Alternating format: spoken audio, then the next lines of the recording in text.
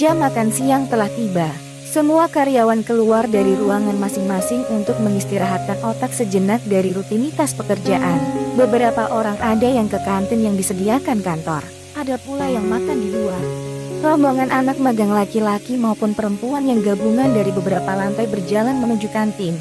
Anak magang difasilitasi oleh perusahaan mendapat makan siang gratis. Memang sudah peraturan di sana, bahkan mereka pun akan mendapatkan uang jajan. Kebanyakan yang magang dari anak kuliahan, walau ada beberapa anak SMK yang melakukan praktek kerja lapangan. Jadi tak heran saat jam istirahat, tidak hanya ramai dari staf karyawan tetapi banyak anak-anak magang yang memakai almet berbagai warna. Seorang gadis berambut panjang berkuncir kuda dengan almet berwarna kuning yang kontras dengan kulit putihnya menghampiri Zaf yang duduk di meja kantin sendirian. Maaf, saya duduk di sini ya.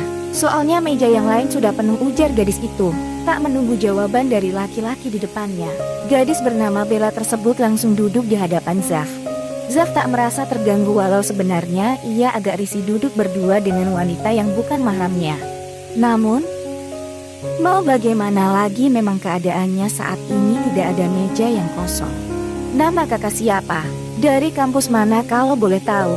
Tanya Bella membuka percakapan Zaf. Dari Universitas A, jawab Zaf. Tanpa menoleh ke gadis tersebut, ia lebih memilih memandang makanannya. Salam kenal ya kak, aku Bella dari SMKC.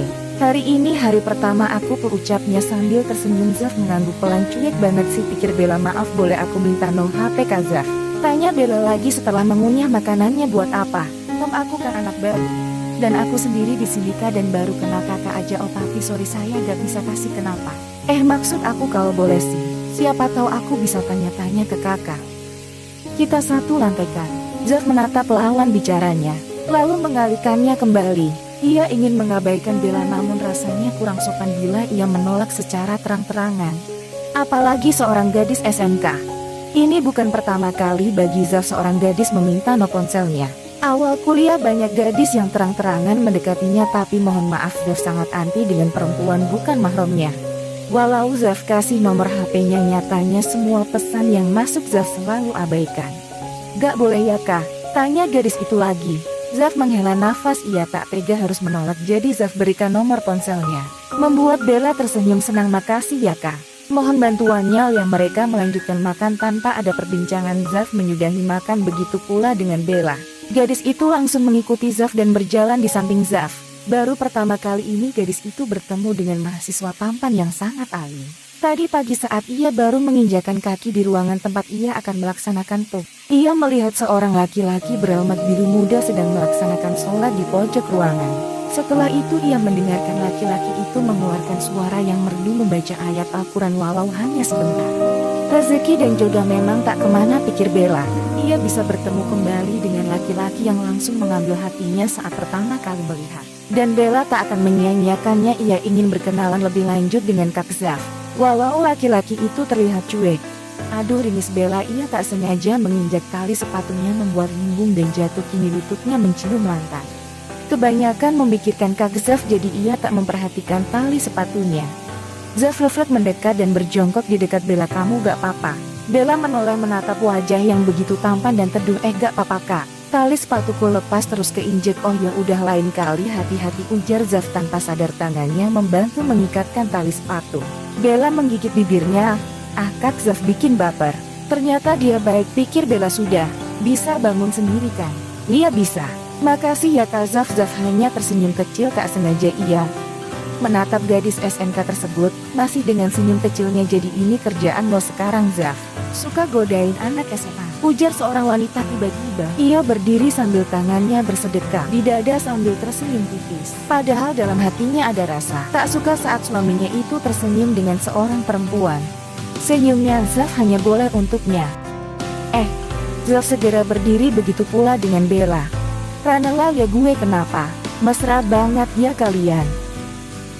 Ini lagi masih kecil nih deketin cowok orang, ujarannya ketus membuat Bella tergelak. Maaf kak. Zaf pacar kakak? Tanya Bella takut-takut karena wajah wanita cantik di depannya begitu sinis. Bukan, tapi seseorang berlari memanggil Rana membuat ucapan Rana terpotong. Rana ayo, katanya lo mau makan. "Sorry tadi gue ke toilet dulu," ucap seorang laki-laki berhelmet merah. Rana tersenyum ke arah laki-laki tersebut. "Lo gue tungguin juga Kev." "Yuk," ujar Rana menarik tangan Kevin, namun tangannya lebih dahulu dicegal. Rana menatap Zaf yang menahan tangan kirinya. "Siapa dia?" "Calon pacar gue." "Lepas Zaf, lo urusin aja tuh dia," ketus Rana menarik tangannya, namun masih ditahan Zaf. "Lepasin tangan lo bro. Sekarang Rana itu cewek gue." Zaf menatap laki-laki itu tajam. Baru ia ingin berbicara, namun Rana dengan cepat menarik tangannya dan mendorong Kevin untuk menjauh dari Zaf. Rana menggandeng Kevin ke arah kantin. Zaf mendadak naik darah melihat istrinya bergandengan dengan laki-laki lain.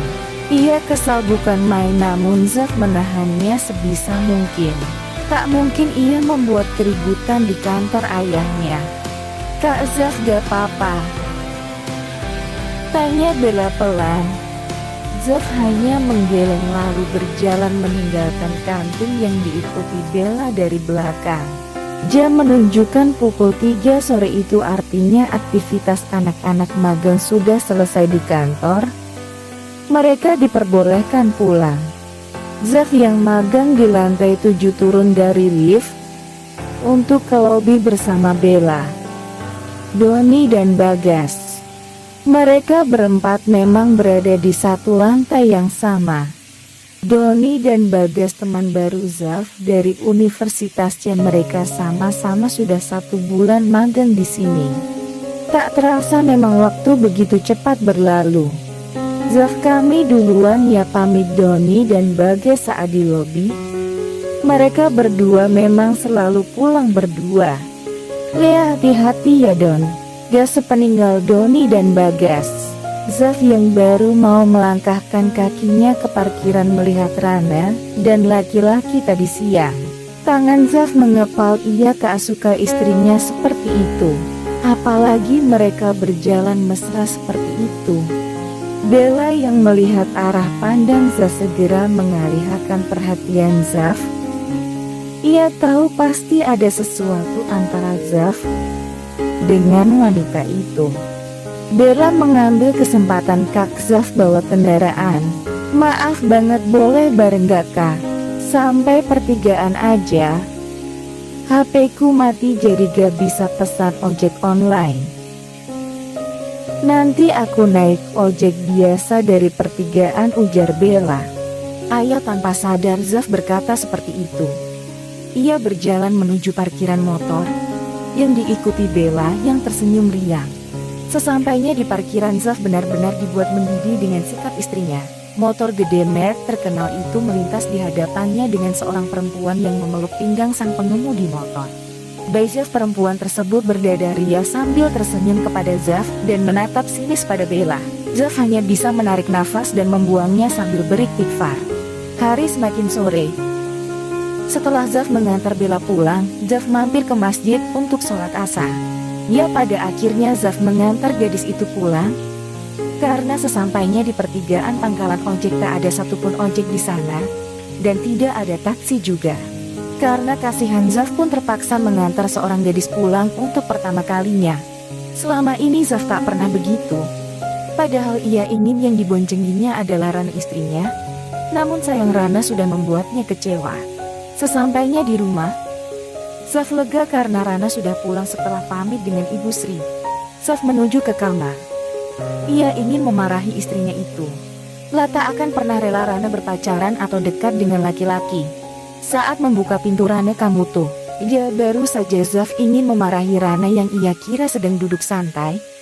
Marah Zaf hilang sekejap karena melihat Rana yang membuat hatinya adem. Rana menoleh setelah mengucap salam dalam sholatnya. "Assalamualaikum suamiku," ucap Rana dengan sangat manis. Zaf yang masih di depan pintu kamar masih diam. Bagaimana ia mau memarahi istrinya itu kalau istrinya saja bersikap manis seperti ini? Hati Zaf mendadak luluh.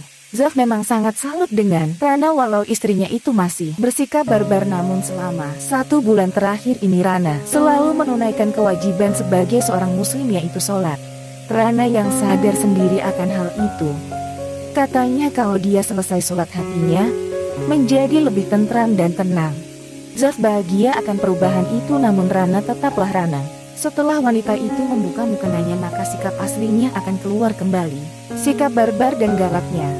Zaf paham akan hal itu. Ia yakin Rana bisa benar-benar berubah seiring jalannya waktu. Karena perubahan butuh waktu, Rana yang tidak pernah beribadah saja bisa menjadi rajin sholat 5 waktunya. Zaf hanya perlu menunggu waktunya dan tentunya bersabar dan berdoa. Karena Allah lah yang maha membolak-balikan hati. Jika Allah berkehendak Rana bisa berubah, maka berubahlah. Yang penting istrinya itu masih mau mendengarkannya walau masih banyak membantahnya. Suami kalau istri ucap salam tuh harus dijawab, celetuk Rana membuat Zaf tersadar akan terpesonanya ia dengan istrinya yang memakai mukena pink tersebut. Waalaikumsalam. Zaf menutup pintu lalu mendekati Rana setelah menaruh tasnya di meja belajar. Salim. Rana menyodorkan tangannya yang disambut Zaf dengan senang hati. Rana yang mau membuka mukenanya ditahan Zaf. Karena setelah Rana membuka mukena pasti Rana akan kembali dengan sikap aslinya. Kenapa? Cantikan pakai mukena terus, gue harus pakai terus gitu. Ya kalau mau ya kali, awas mau lipat sajadahnya. Padahal Rana belum buka mukenanya, namun gadis itu sudah mulai berteriak. Zaf mengalah, ia berdiri lalu membuka almet dan kemejanya. Rana membuka mukenanya lalu menggantungnya. Zaf menatap Rana yang kini sudah tak pakai mukena, hanya celana pendek dan tank top yang melapisi tubuh molek istrinya itu. Apa lo lihat-lihat? Judes Rana. Gadis itu langsung meloncat ke arah ranjang dan mengambil ponselnya. Siapa dia? Tanya Zaf begitu datar. Siapa? Laki-laki yang mengantar kamu pulang. Kevin, dia pacar baru gue. Rana lah apa? Kenapa kamu pacaran lah? Kamu sudah punya suami. Gak pantas seperti itu. Terserah gue lah. Ada cowok cakep tajir nembak gue, masa gue tolak? Elah, kamu tuh ya. Ucapan Zaf terpotong berisi close Zaf. Lo juga kan pacaran sama anak SMA itu? Udah deh, gue cuma senang-senang aja. Tenang aja, gue tetap sama lo kok. Suamiku sayang. Rana berdiri menghampiri Zaf yang hanya pakai kaos putih saja. Zaf, laki-laki itu terhipnotis seketika dengan tatapan Rana yang begitu menggoda. Rana membuat pola tak jelas di dada Zaf. Ia mendorong Zaf perlahan-lahan. Zaf hanya menurut karena ia sedang terhipnotis Rana. Baru saja Zaf ingin merengkuh istrinya, namun dengan kasar Rana mendorong suaminya setelah membuka pintu tepat di belakang suaminya. Mandi sana. Masih sore udah jelalatan aja. Setelah berteriak, Rana mendorong Zaf dan menutup pintu kamar mandi. Rana tertawa puas. Sedangkan Zaf kesal bukan main. Lagi-lagi ia harus kalah dikerjai Rana. Awas kamu Ella. Aku bikin hamil kamu, batin Zaf.